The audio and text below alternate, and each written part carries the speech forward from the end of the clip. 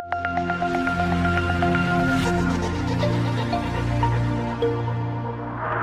right. Hey, good morning, everybody. My name is John Nelson. I'm with Acinta Labs, FBO Director, and I have from my staff Levi, who's my partner building the FBO Director product.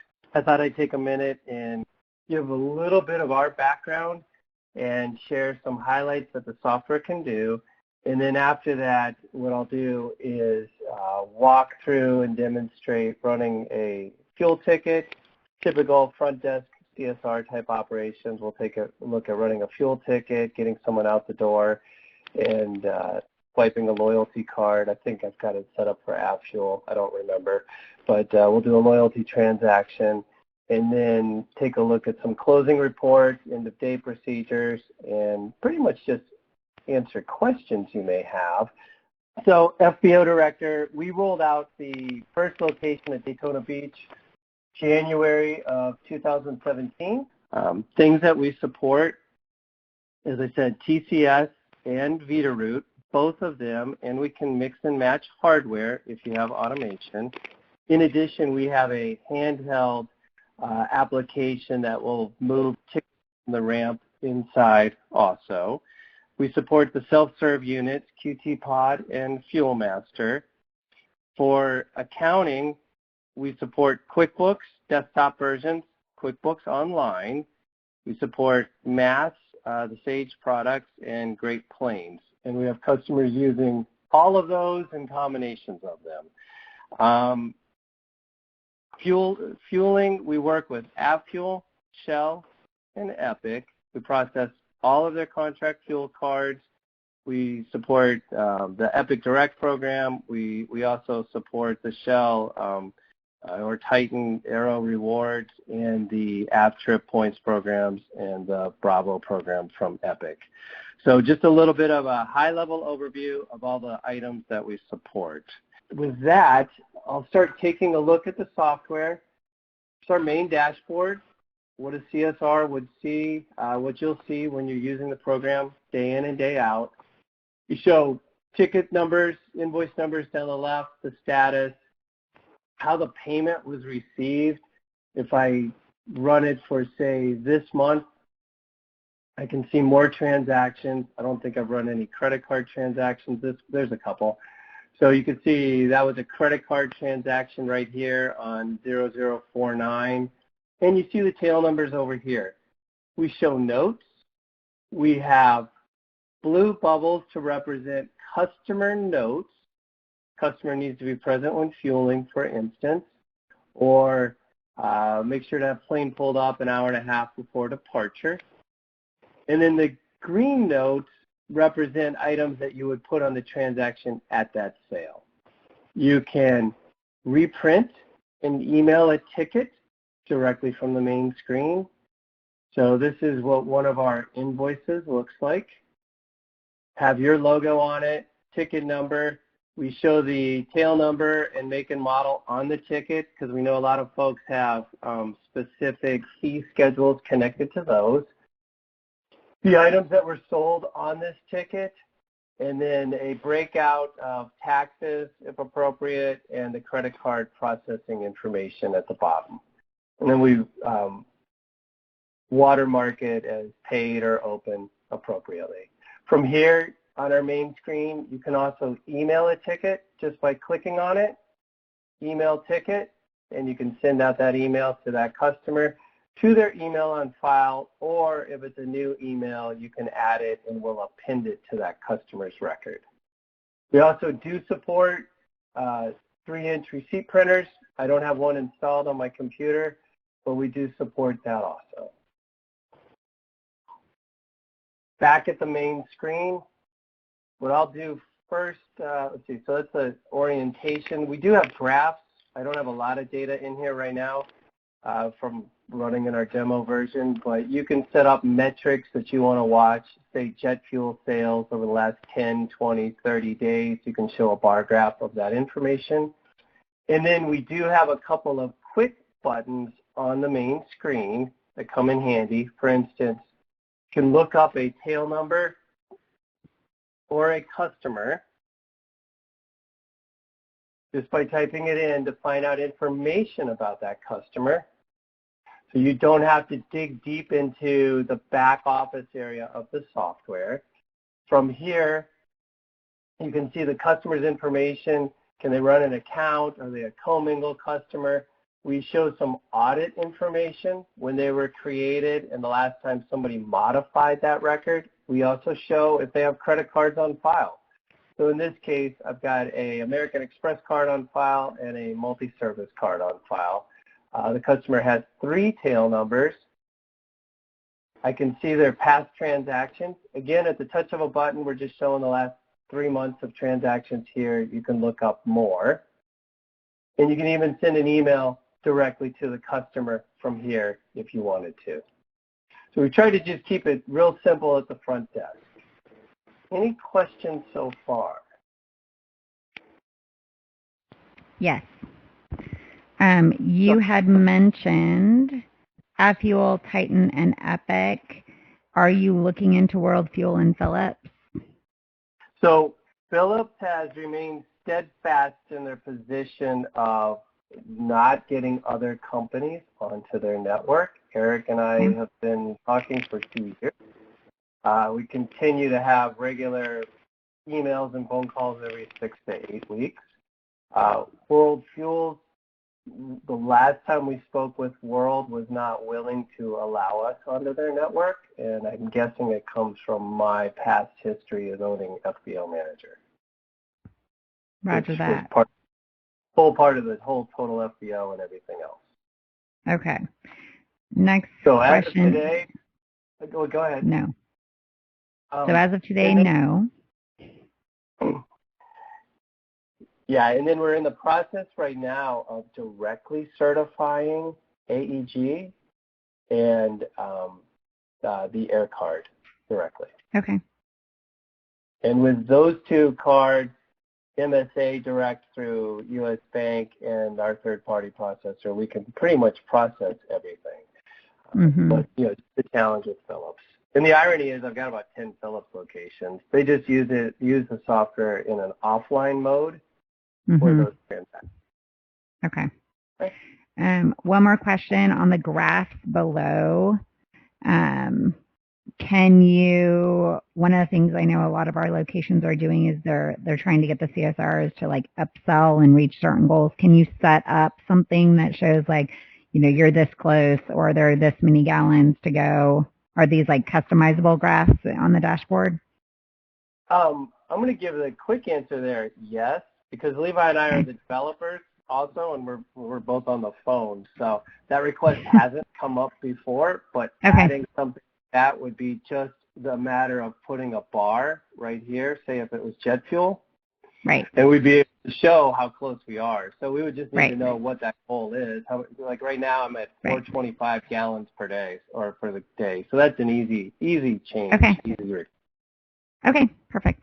That's all my questions. Thank you.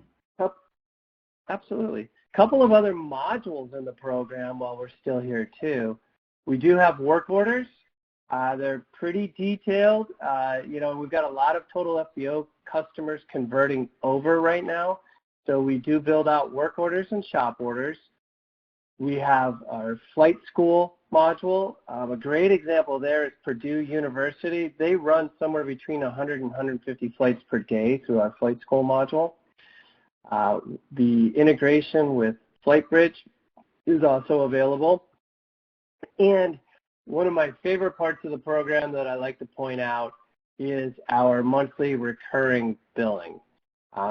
We do have a monthly recurring billing module that will send out all your hangar rents and all of your parking fees. We can add multiple items to a particular ticket. You can set up recurring to bill to account or bill out to a card on file. And we also have the ability to do start-stop dates with that billing. So the recurring module is actually something I use every month, and most of our customers use this too.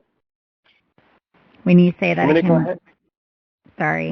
you say it can bill out to account or to a credit card, does that mean that when you run it, it just automatically processes the card on file if it works through the system? It does. It does. Fabulous. Yep. So one of my locations in Tampa and Plant City, they've got a number of hangar and tie-down customers, and they run roughly 110, 120 recurring items each month. It takes, I tell people, plan on 5 to 10 seconds per transaction because it just takes time to go out, off, come back. And if the authorization doesn't go through, it leaves it as an open ticket. So it's still there pending, but yes, we run those to the card on file, and whether it's through our processor or through Shell or through Epic or Titan or AppFuel accordingly. All right. I'm going to jump in and run an invoice. Again, customer walks up, I fly in, I come to the front counter, or you've already done the fueling with Veeder-Root, whatever the case is, but in this case, I'm just going to start an invoice from scratch. Maybe the line guys, depending on your systems, brought in a paper ticket, not knowing what it is or what it looks like. I'm going to choose valued customer. That's our generic customer. I can retrieve an existing customer in the database. The tail number would be entered, and we have configuration settings where you can require tail numbers to be entered, or you can skip that step, and the same holds true for make and model. So if I choose, I can assign that particular tail number to a particular make and model.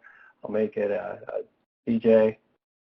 When I run that, if we have fee schedules in place, so say that CJ2 has a certain parking fee or a certain ramp fee connected to that make and model of aircraft, it'll automatically price out on the ticket. But for purposes here, I'm just going to do fuel and catering. I'm doing a manual ticket. Again, if you were running Veeder-Root, this would be automated for you and would have already come in, but I can put in the line guy's initials. We can track flight numbers. We can do airline fueling. We can do minimum call-out fees for airline fueling. If it's a $25, $50 call-out fee with a tiered quantity in the plane rate, we handle all of that. And in this case, just regular GA fueling. I have the information on the invoice. At 300 gallons for this particular customer, I don't have any tiered quantity set up. We can set up quantity discounts. We can set up discounts by customer, by retail minus per unit, retail minus percentage, cost plus per unit, cost plus percentage, or a constant price. If Megan had negotiated a particular flat rate with me, that would automatically be tracked in the system. The whole idea is to avoid that book that I know a lot of FBOs have on the front counter with all the discount schedules. I can click Add Item, put a catering order on here. I can add some details to the catering if I want.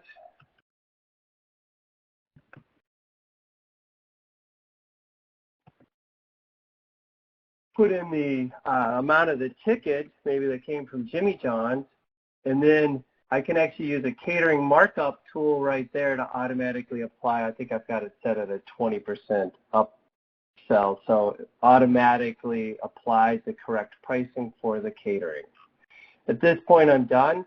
I can leave the ticket open, or I can go ahead and process it, cash check.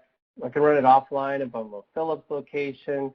I can save it to account if the customer is prepared for that, but we'll go to AppFuel. Got an AppFuel payment screen. Putting in a multi-service card number. We're actually pinging AppFuel's test server.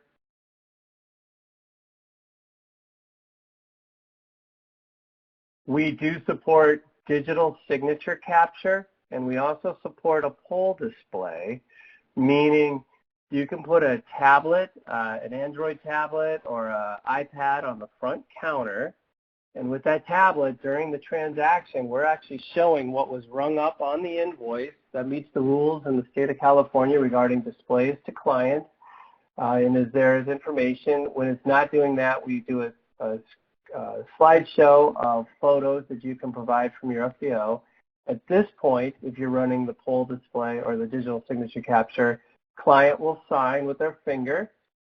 I say yes, that is captured. We can print the ticket. And Megan, you do see that ticket on the screen, correct? Yes, I do. Okay. I see it. Sometimes when a pop-up window comes up, I don't know if it's getting shared or not. That's why I was asking.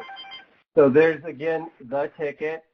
That was an actual authorized transaction to the AvFuel test servers in batch 101. I got a real approval code back. Shows me the last 4 digits of the invoice. I can print it, like I said, or I can go ahead and email it out. Send that over, and I'm done with the transaction. Our goal is to make mistake-free, efficient transactions at the front desk. That way, reconciliation is easy at the end of the day. Customers aren't bothered by repricing or new tickets that have to go out to them.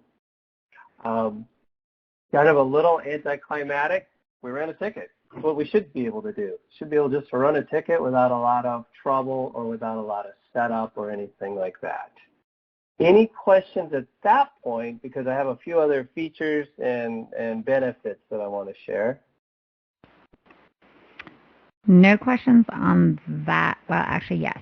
So on the catering, I did notice you had to go and you had to select the catering markup. Can you have those things default in the system automatically? So like if I was just to do catering and I put in $20 and it's a 20% markup, can it automate that, or do you have to select catering markup? It can be automated. The way and the reason I do it that way during the demonstrations is I've had a couple instances where folks have shared with different companies, they have different markup rates. Right. And I would assume that with that you could do like catering Jimmy John's, catering your culinary, catering whatever, and you could have just multiple catering items that kind of flow into the same GL account or something to that effect. Yep. Absolutely. Perfect. Absolutely. Okay. So I'll take a second and use that as a segue to give a fast overview of products. Okay. So this is a view of the products and services. We have no limit on the number of products and services that you can have. We imported, for one location, 40,000 inventory items because of the maintenance shop. But, you know, most folks are able to keep it under 100 or so. But I always encourage a level of granularity. For instance, with oil, down here at the bottom, you know, individual oil part numbers to make it intuitive and easy on the front desk. Back to your point, Megan, if we were to do that, I can click on catering right here. It's already set up, and I can actually clone that product. And now I can create a second product, and I'm letting somebody else in. And I'll call it Catering Megan's Awesome Company. Megan's Fast Food. How about that? Perfect. There you go. So, and then that's tied to the revenue account for catering, and we save that. And look at that. It's right there already in the list. Okay. So we tried to speed processes for setting up information from scratch. If you're just adding a product from scratch, you know, you kind of walk through, do the things you want, and then I'm a fan, you know, if you're adding one oil, you're usually adding 2 or 3. So product screen, as you'd expect. I'm going to show a few other things that I think are unique and features. Product kits. I'm a huge fan of product kits. I don't know, some folks on the call may know or may not know I'm also an attorney, and I use the software in my law practice. So I have various kits, but we could, new student, I could have a new student kit. I don't know if I have a logbook in here or not. Of course I don't. I'm just going to throw some stuff on here. Here, we'll call it an oil kit. How's that? And I can put in a quantity of 4. You might need to show that feature. Oh, never mind. I thought you may have to show it in production, but the product code did trim. and I need a filter, but I don't have a filter, so I'm going to throw a newspaper on here because that's going to be our oil filter. How's that sound? So I can create a oil kit, and if we now go generate an invoice or a work order, pretty neat. I'm just going to pull up a particular customer, and I'll walk through a few things like this and then take a break. Notice here I pulled up a Cinta. New buttons, new things showed up. Pay with card on file. There's the card on file. And a security fee was added automatically. I was going to show that in just a moment. But oil kit, I now have a new button down here at the bottom. And with just a touch of a button, I can add multiple items to the ticket all at once. So one of my locations has this for their coffee paper ice. They have 3 newspapers because they track the individual newspapers for billing purposes, cost purposes. They have the newspapers on there and their coffee and paper. Okay. Under configuration, also the item I just showed right there, products, we do have the ability to auto add products. And I know a lot of folks miss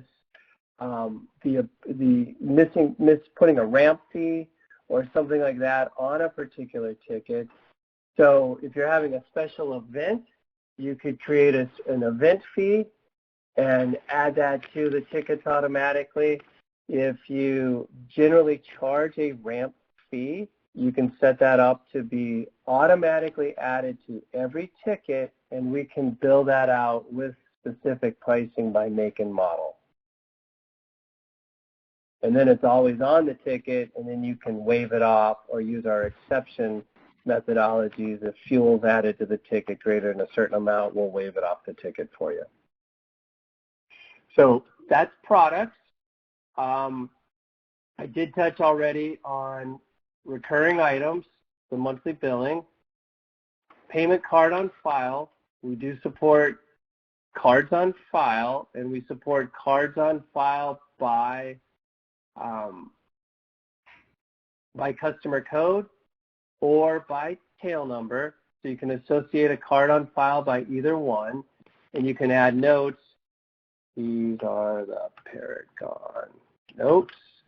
You can add that card rather simply. If you swipe the card, will it be considered a secure transaction every time you run it, or? No, unfortunately, okay. By the rules, it's still a non-present transaction. Okay. So we save that information and then attach that card. So now if I go to you do that via tail number, you said, our customer code, but when it comes to stuff like your reoccurring charges every month, let's say that they have one card for fuel and one card for, hanger or whatever. Do you select, when you're setting up those recurring, you select which card you want to be billed? You do. I would assume. You do. Okay. Without diving into details, this is a screen we love, right? So Paragon demo. When I put in Jet Northwest, playing with, I have the ability now for payment on type. I have a lot of payment types set up in my particular database. There's the card I just set up. But if I had more, if I also had the tail number, it would have looked up by the tail number. We use the notes and give you the choice accordingly. Okay. So if I'm setting up hanger at this point, monthly hanger, and I don't remember how the invoice is set up, we can also track sales types. We can use the make and model with that particular tail number to bill out particular fees for those monthly rates. And then what we have here, if I just say this is due at the end of the month, or that's the next one, and then the next one's going to be run on October 1st. We've got start dates and end dates. So if you're entering a lease with a customer, or as we sell software licenses, sometimes what I do, Megan, is I'll discount for the first 90 days. Maybe it's 50% off for the first 3 months. So I've got a start date and an end date, and then the regular price takes place over that. So once I set up a new customer, I think about it. And we can be very specific in the sales descriptions. So we've got the ability to add keys that you can change the sales description, so it'll say something like your monthly hangar rent for X tail number for the month of, and all of that user built on the fly. Okay, nice. Under a couple other items to show, under fuel management, I'm a big fan of fuel. We track recirculations and sumps, so you have meter reconciliation that can be performed. We track transfers between the assets that you have, your tanks and trucks. Deliveries that are coming in, we track those deliveries. We can allocate commingled fuels, so we can track inventory individually by customer. Physical stock readings can be entered in the system so that you can actually run the fuel ledger and go through a reconciliation. If you wanted to, and I don't know if I have anything set up in here, I do. So if I search the ledger, we have a reconciliation screen, not unlike an old bank account reconciliation process, and help you reconcile, your deposits, your deliveries versus your withdrawals, the transfer out, and we'll show what the variances are. Setting up assets, and as I also shared, we support self-serve. You can import from SiteMinder or any of the Fuel Master units, and then the imports are pretty straightforward, easy to take a look at there. Give me a second. I'll show them real quick. And what we do is upload that file. On the screen, you get a chance to take a look at the data that came in. So you can see the rule handle, for instance. This is Yelvington's data. It's Spruce Creek Fly-In, where they have a remote pump set up.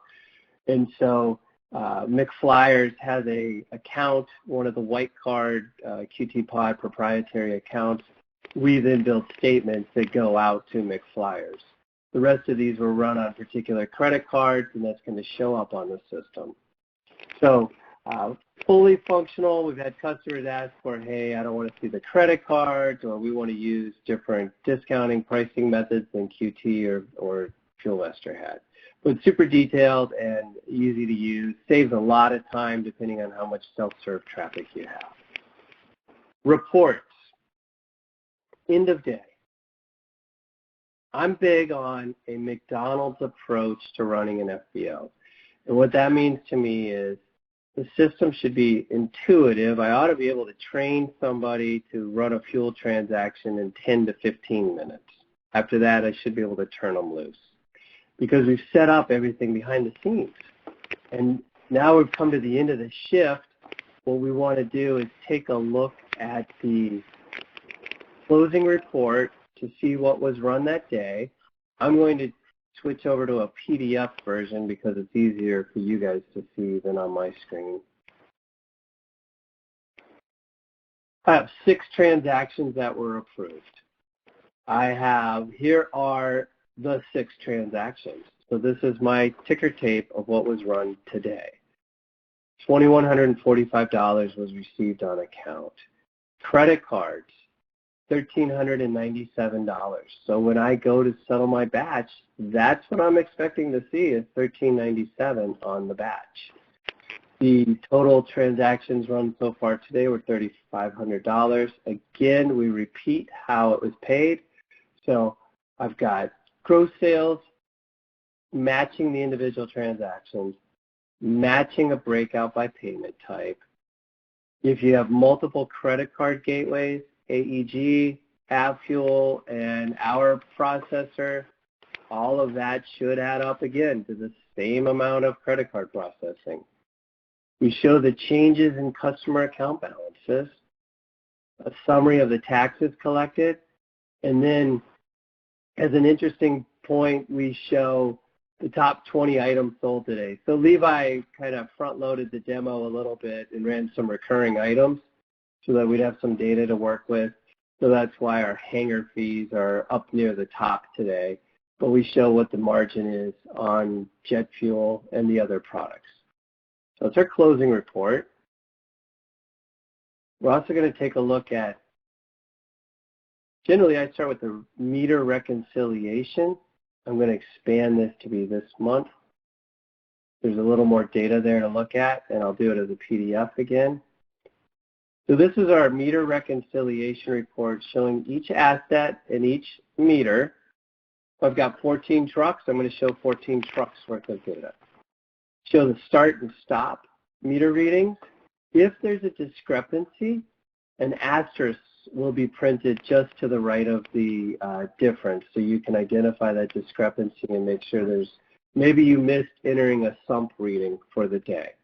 Well, fuel should be completely accounted for, the totalizer versus what was net pumped and flew away. After we've reconciled fuel, I like to take a look at the products sold for the day. Again, that number right there, 3524, matches up with what you've already seen on the closing report. But the nice thing here is items are hyperlinked. So if you wanted to drill in, these are the individual hanger items that were sold today. And if for some reason you're like, I don't think that's right on Tyson, you can again click on the invoice and take a look at the actual invoice that went out to Tyson Corp. So try to make the process of reconciling at the end of the day intuitive. Let me take a quick look at my notes. FlightBridge. FlightBridge. I think most folks on the phone probably have some relationship with FlightBridge. We do fully support FlightBridge in a two-way transaction method. So what I mean by that is a reservation can be placed in FlightBridge. I'm going to open my FlightBridge screen. So here's my FlightBridge screen. Of course, it's refreshing. There we go. 325 Charlie Alpha. Looks like arriving 7:15 on the 22nd and then departing on the 22nd. So that one should have cleared already.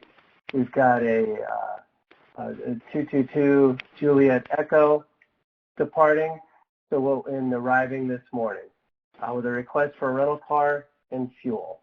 Notice rental car right now has not been started, and fuel's in a start status. If I go back, I have right here 222 Juliet Alpha. That particular tail number is in red because it's not connected to an existing customer in our database, whereas 325 Charlie Alpha is. I see the fuel notes and the car notes. First thing I need to do is connect the tail number to an existing customer, so I'd have to set up a new customer profile and identify the type of aircraft that's coming in. Juliet Echo is now attached. I can see the fuel request, 50 gallons per side.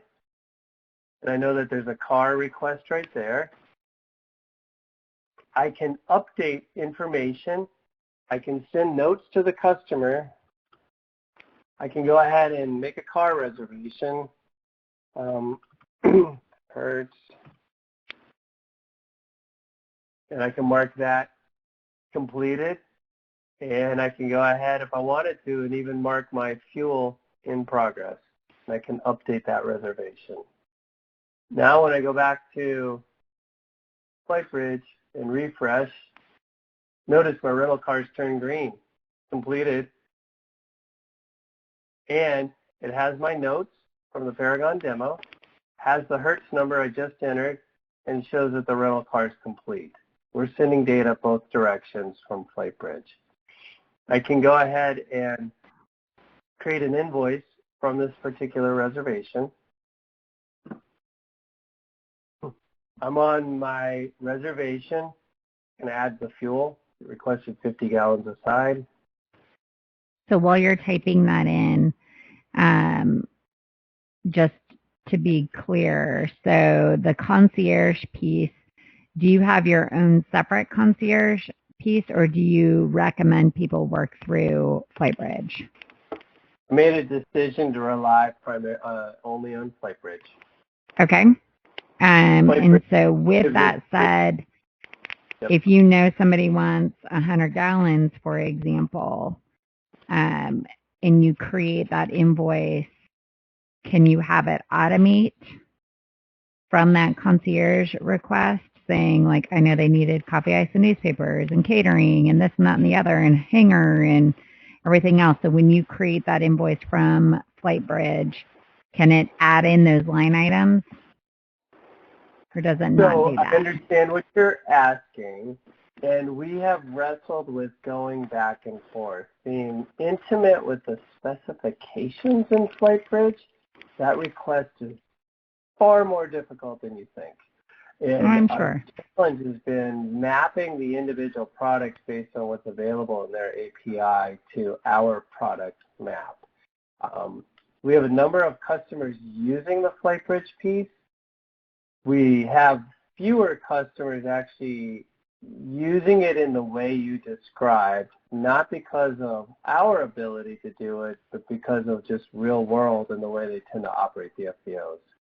So the answer there is yes, we could do it. It's on the development list, but hasn't been a priority just based on our current customers. Okay. I've added that. The nice thing, the other thing we do with FlightBridge, now that I'm done and at the end of that transaction, I'll go ahead and build this out. Because, for instance, right there, Megan, that's where we would run one of the I call it a quality assurance check. That particular customer had also asked for a GPU. Well, I put fuel on the ticket. We want to run back through and say, hey, you have other pending requests. So we've got 95% of everything wired up. It just hasn't been a priority based on our customers' requirements. And that's how we drive development. So okay. I've saved that. Sorry, I was muted. Back into FlightBridge, notice here's my Juliet Echo at the bottom, fuel, handling, payment. And so even the payment data is here and available, and we can take that. That's now in FlightBridge. It will allow the FlightBridge customer to print out the invoice directly. Has all the details there. So, we're moving data back and forth. Most of it's just working with customers, and each one of our customers that asks for something new, like, we just keep tweaking and adding to it. And, we talk to everybody, Lindsay and Rob and everybody over at FlightBridge, and just keep moving things along. We go to fee schedules for a minute. We have a standard make and model table that we will provide to clients if they don't have one. From the make and model table, fee schedules can be built. You can set up, as I said, for instance, if you notice right here, the Challenger 600, I got a lab service, and I've got a hangar overnight on that Challenger. I've got an excessively large ramp fee here because I was probably doing a demonstration and needed to show it. But the fee schedule automates that process. So let's go take a fast look at that. If I choose hangar overnight, just as a particular item, $35 adds it to the ticket. But if I choose my Challenger 600 and add a hangar overnight, thought I had that one mapped, then it will remap and change the pricing for that particular customer, unless I've got a price override hidden away somewhere else. So we manage the fee schedules, automate those processes, and I thought I had it in there, and work our way through that. Oh, I know why it didn't work. I didn't have a tail number in there. So we've got fee schedules, we've got tail numbers, we've got makes and models. You can also set up fuel types and locations for parked aircraft. We'll track a fuel type here so we can give a warning message if the wrong type of fuel is selected during the fueling. And then finally, marketing, the last thing I want to touch on is we have the ability to track refers. It's a request we had. So you may have Facebook, could be, oh, I hit the enter key. Facebook might have NBAA, coupon. And then on customers, you can track where your customers came from. You can track that. Reports, pretty comprehensive. I talked about daily reports. Sales reports, there's a few reports that I really like. I like our fuel sales table. Shows you a list of all your customers down the left-hand side and the type of fuel they purchased. So I've got avgas and jet fuel right here with the revenue numbers for each and what that breakout looks like. We've got a fuel sales. I'm going to expand my date range here just to make it a little more. It's in my demo database, so you got to bear with me. Fuel sales by customer by tail. Again, easier to see this way. We show as a customer code. Amelia, for instance, with 2 different tail numbers. These are the purchases that were made, and then we subtotal all of that information. So a way to start looking at metrics and see the details there.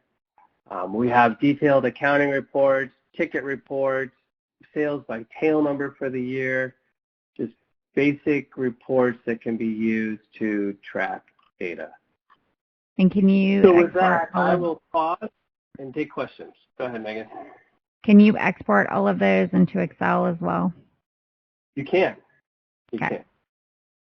Yep. Just about every single one of our reports, I'll probably pick one that doesn't, but just about every single one of our reports has a, at the top here, CSV or Excel button. Okay. We've got a couple questions in the chat on the joint. Chat. Let me look at things, Levi. How do you recommend fueling reconciliation at each fueling or once a day? So I'm assuming, I don't know if we're talking about I don't know who viewer 11 is, you can expand on it, but I don't know if you mean for the meter totalizer values for the day. Generally, I'm more of a fan of 8 o'clock in the morning, noon, 4. It doesn't take anything to run a reconciliation report to just see if there's any issues with tickets.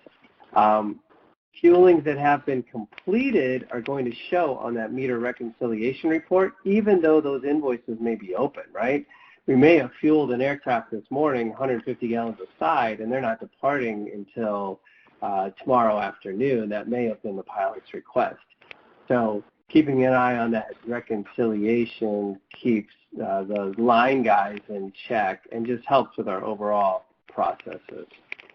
Do you support fuel loads and truck top-offs without meters changing? Yes. Any other questions?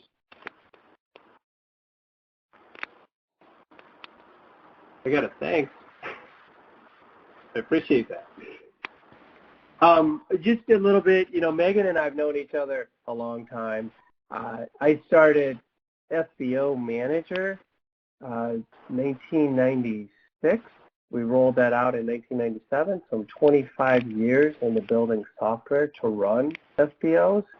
You know, pre-Y2K, QuickBooks was the first accounting package. Way back, it was like QuickBooks version 4. And that's where the skills have come from. Initial focus was around flight school, and then began adding more of the fuel counter. When 2001, 9/11 came, our flight school customers, you know, were hurt pretty badly. But at the same time, what we saw was an uptick in our general aviation side of fueling front desk operations. Not unlike today with the pandemic, had the same issue back 20 years ago due to the desire to use GA as a better mode of travel. I wrote the first credit card processing through software using modems way back when, helped develop the specifications for US Bank and ConocoPhillips at that time. And then I wrote a patent application for fuel automation, moving wireless transactions in from the ramp. And at that point, I ended up partnering up with Veeder-Root. So I've been pretty passionate about how to run FBOs efficiently. Levi and I filed a patent application a year ago. Actually it just published, I believe. So it was 18 months ago that we filed the provisional application. and then the non-provisional in February of this year. And that patent application is based around the idea of using ADS-B to track aircraft on and off ramp for automating ramp fees and parking fees. So, we did that. That was kind of our pandemic work, something to do while things were slow last year. But I love working with the FBOs. I've probably visited 600, 700 FBOs or so in the last 25 years. I know last year alone I visited close to 100 FBOs. So, if there's questions and things that you're doing that are unique and you're not sure if the software can handle it, feel free to email me directly, and I'll just pull it up here. I'll type it in on the screen so you can see it. Probably the easiest way to do it. I'll type in my contact information right here. And John, when you share the recording, I'll also include your contact information. So okay, I'll do that with the group as well.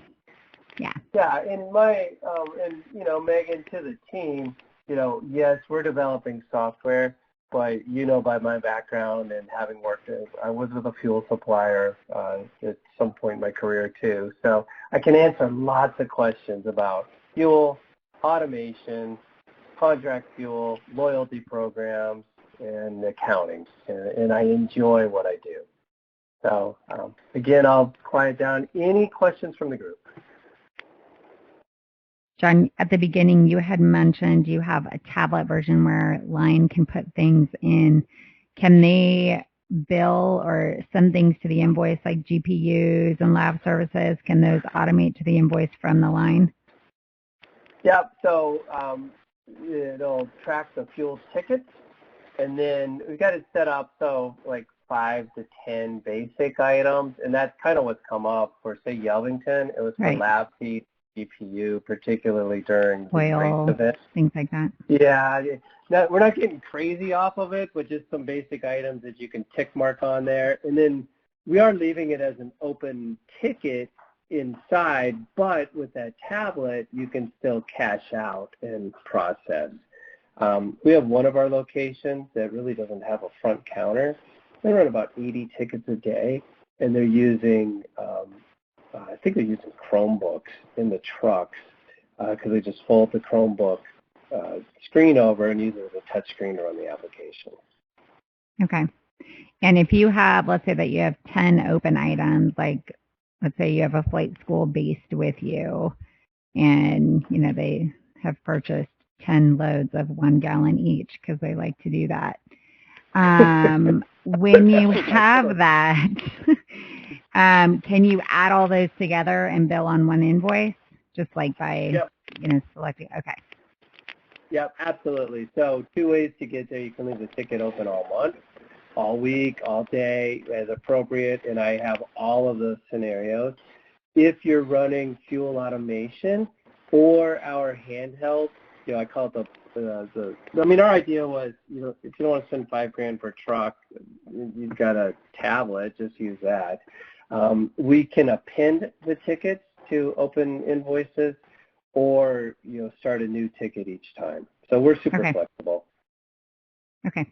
In fact, I've got a location right now. This is a scenario. They actually run 2 locations at the same airport. They've got GA and commercial. So they operate under different company names, and we treat them separately as we see them and work with our client. But the fuel assets are shared between the 2. So they may take GA Truck 11 and run it over to the commercial side due to, whatever reasons, maybe a commercial truck's down. And we have the ability, we're using EMR3s there, to on the fly, they choose which location they're at. We grab the prompts for gate number and flight number versus just getting a tail number, and we're able to send that data. So super flexible. Oh, that's good. And then you're able to reconcile what would show a fuel break from one company to the other, like if you're able to identify that there's actually not a fuel break, it's been billed somewhere else, then that's nice. Yep.